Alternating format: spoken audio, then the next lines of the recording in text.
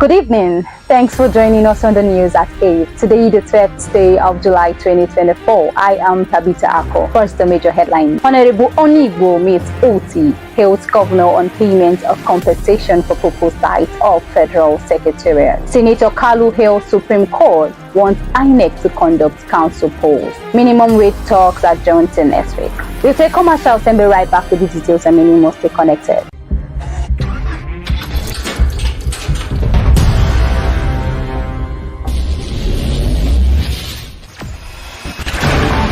Experience the smooth and strong feeling that consistently surpasses expectation.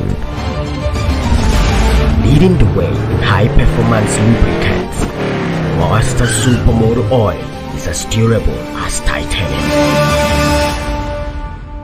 Welcome back. Now the details. A former member of the Federal House of Representatives, Honorable Sam Onigbo, has commended Governor Alex Oti for paying compensation to the community whose lands will be used for the building of a federal secretariat in Abia State.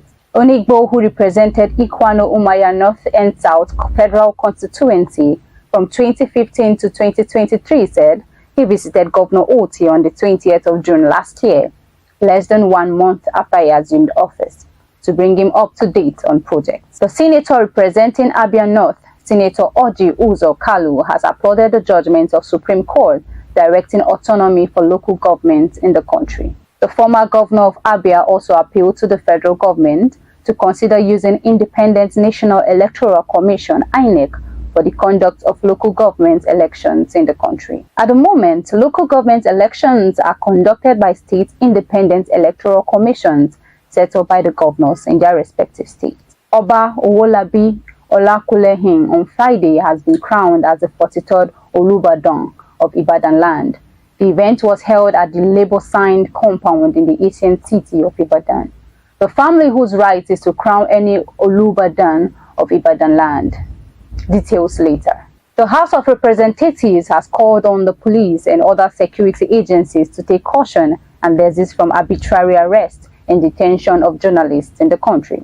It urged them to democratically rely on Section 24 of the Cybercrime Act 2015 as amended and/or charge anyone, including journalists, to court if the journalists or any other persons violated any law of the land, instead of depriving them of their constitutional rights. Some core members deployed to Ekiti State narrowly escaped death on Friday morning when the wall of the female hostel of National Youth Service Corps orientation camp collapsed on them. The core members recuperating in the clinic inside the orientation camp were said to have been rescued by their male counterparts, who retrieved them from the robbers. Governor Ahmed Aliyu of Sokoto State has given assent to the Sokoto local government and chieftaincy law, which stripped Alhaji Saad Abubakar, the Sultan of Sokoto, of the power to appoint district and village heads in the state. The law had generated controversy across the country as many were opposed to it. Speaking on Thursday after signing 6 executive bills recently passed by the State House of Assembly,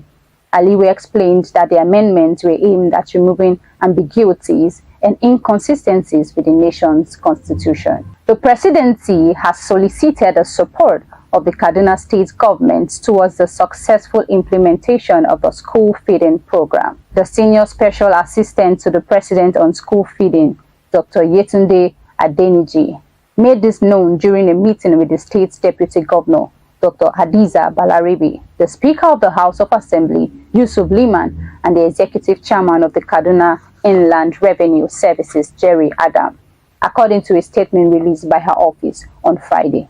In a tribute to the first African Nobel laureate, Professor Wole Soyinka, on his 90th birthday, President Bola Tinubu on Friday announced the renaming of the National Theatre in Igamu, Surulere, Lagos. The cultural center will now be known as the Wole Soyinka Center for Culture and the Creative Arts. President Tinubu made this known in a statement personally signed by him as part of the celebrations marking Professor Soyinka's 90th birthday. Minimum wage talks between Labour and President Tinubu has been adjourned till next week to allow for wider consultation with stakeholders. The leadership of the organized labour, led by the President of the Nigerian Labour Congress, Joe Ajibu, and the Trade Union Congress, Festus Osifo, had arrived at the State House about 2:00 p.m. and were ushered into Tinubu's office. And on foreign scene, Jean the Arc Yiramahiwe, determined to make her voice heard, is running for a parliamentary seat in Rwanda's elections. She is among 199 women campaigning for a place in parliament, which reserves 24 out of 80 seats in the lower house for female candidates. Rwanda holds legislative and presidential elections next week, with long-term leader Paul Kagame widely expected to extend his iron grip on the Great Lakes nation. U.S. President Joe Biden, under intense scrutiny over his fitness to serve, accidentally introduced Ukrainian President Volodymyr Zelensky as Russian strongman Vladimir Putin at a NATO ceremony before correcting himself. And on sport news, Paris Saint-Germain have submitted a €200 million bid for Napoli's Vika Kvaratskhelia and Victor Osimhen, as reported by Corriere dello Sport. This bid comes in the wake of Kylian Mbappe's departure to Real Madrid. Mbappe, who joins the Spanish giants as a free agent, is set to be unveiled later this week. Napoli's new manager Antonio Conte remains firm on retaining Kvaratskhelia, emphasizing the player's importance to his squad. That sport news brings us to the end of the news at 8. But before we go, a recap of our major headlines. Honorable Onigbo meets OT, hails governor on payment of compensation for proposed site of federal secretariat. Senator Kalu hails Supreme Court, wants INEC to conduct council polls. Minimum wage talks are done till next week. For this and many more, log on to our website at www.abntv.com.ng, or you can follow us on all our social media platforms displayed on your screen. To have a pleasant night rest, I am Tabitha Akko. Stay safe.